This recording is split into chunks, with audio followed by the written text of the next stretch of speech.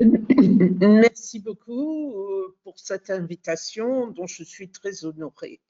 En effet, le rapport que j'ai eu le plaisir de conduire est le fruit de 6 mois d'audition, de réflexion et d'échange dans notre Assemblée.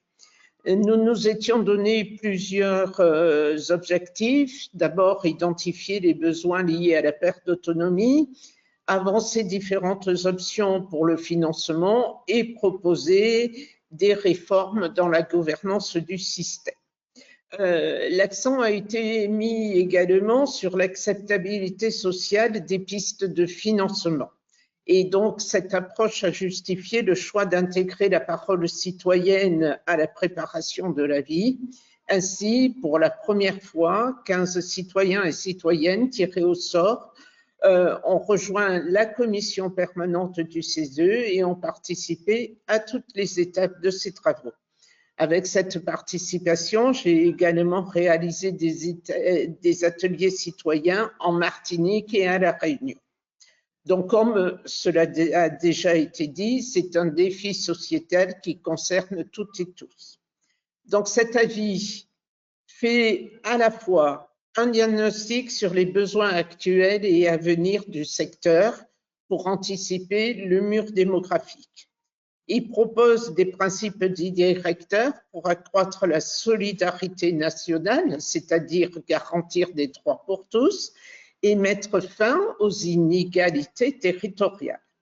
Il développe également des pistes de financement possibles qui sont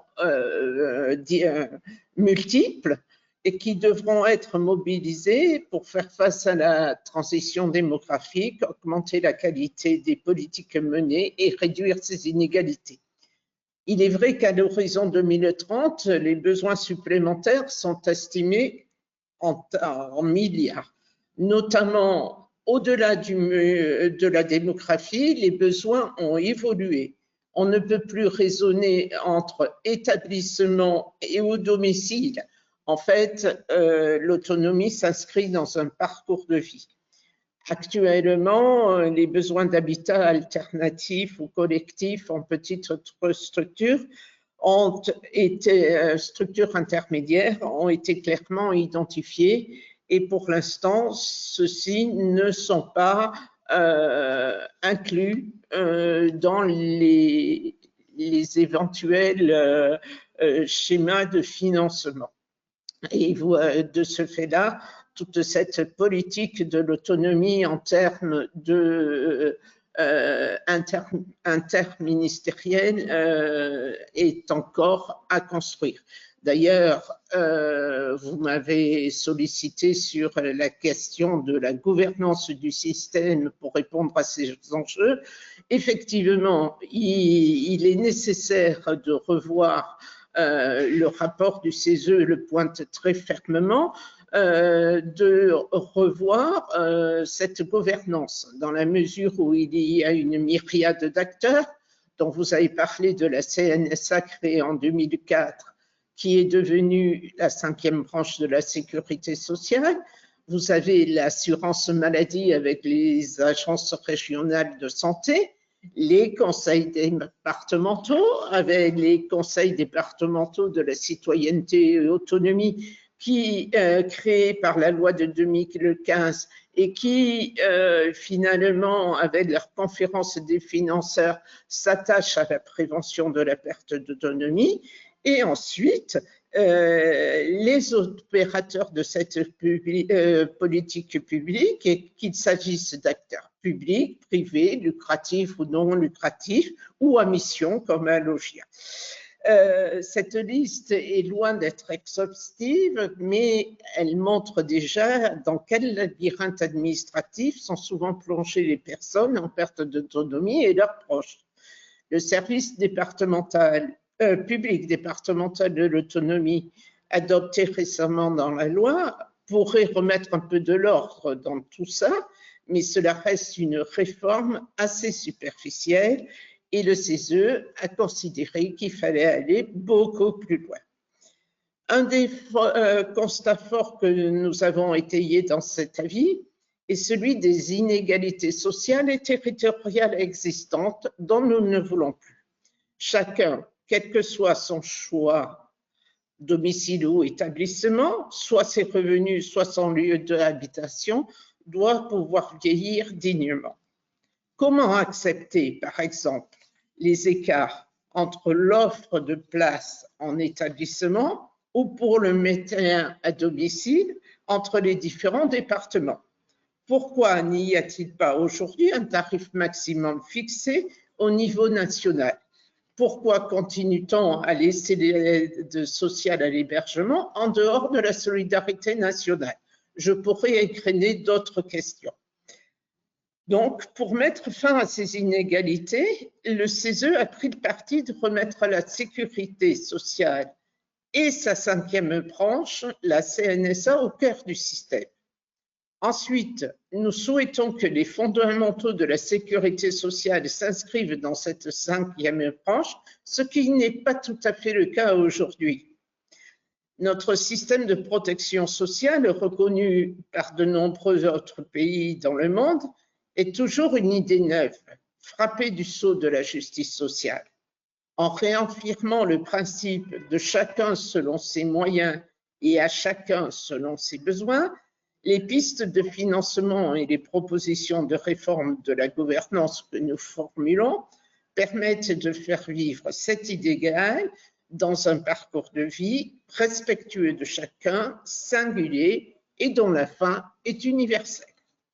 Pour cela, nous avons souhaité repartir de l'origine de la création de la sécurité sociale et constater que sa gouvernance a évolué. Dans un premier temps, la démocratie sociale prédominait avec un rôle central pour les partenaires sociaux. Puis, par l'ordonnance de 67, créant les 4 premières caisses de sécurité sociale, les directions ont été confiées à des hauts fonctionnaires. Avec la création en 1996 des lois de financement de la sécurité sociale, nous avons vu la présence du Parlement s'affirmer et le contrôle de l'État s'exercer. L'architecture complexe et morcelée de la gouvernance bouleverse évidemment le rôle initialement prévu aux partenaires sociaux au profit d'une professionnalisation et d'une sophistication des outils de pilotage. En fait, l'articulation entre les prestations contributives et les prestations de solidarité, entre couverture obligatoire et couverture complémentaire, devrait pourtant imposer une gouvernance simple et lisible pour les bénéficiaires. Ce n'est pas le cas. Une approche globale est nécessaire car derrière le maquis social, c'est la légitimité des solidarités dans la société qui se joue. La simplicité et la lisibilité sont donc un enjeu démocratique et la clé de l'efficacité des arbitrages collectifs. Je dois dire qu'à plusieurs reprises, les citoyens présents dans notre commission n'ont pas manqué de nous le rappeler. Le cinquième risque ayant été reconnu par la création de la cinquième branche de sécurité sociale, il s'agit de demander à la CNSA de porter pleinement et de garantir l'égalité de traitement sur tout le territoire et pour l'ensemble des dossiers. La branche autonomie doit avoir un rôle d'orientation de contrôle pour tous ceux qui exercent des compétences dans ce domaine. Il s'agit de garantir par cette gouvernance nationale et locale l'effectivité des droits et l'équité territoriale.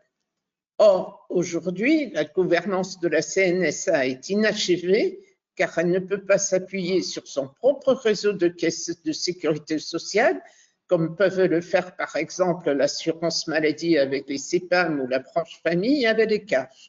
Nous proposons donc dans cet avis la création de caisses locales de solidarité pour l'autonomie pour achever la construction de la cinquième branche. En fait, nous constatons que chaque branche de sécurité sociale a une gouvernance qui lui est propre.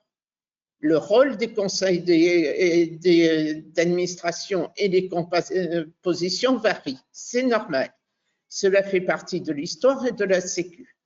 Néanmoins, une des particularités du Conseil de la CNSA est d'une part la très faible place donnée aux représentants des assurés sociaux et d'autre part une forte représentation de l'État qui crée une distorsion et donc des ajustements sont nécessaires.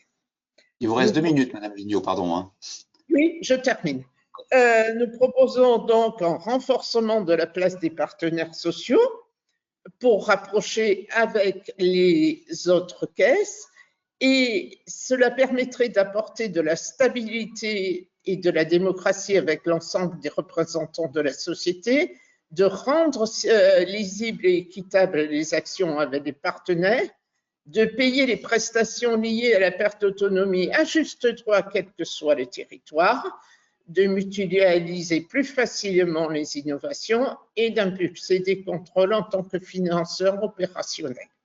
Donc, pour consacrer des financements, il nous faut une gouvernance à la hauteur et du courage politique, car aucun choix n'est indolore.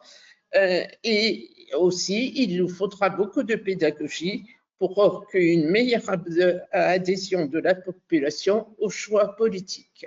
Je vous remercie.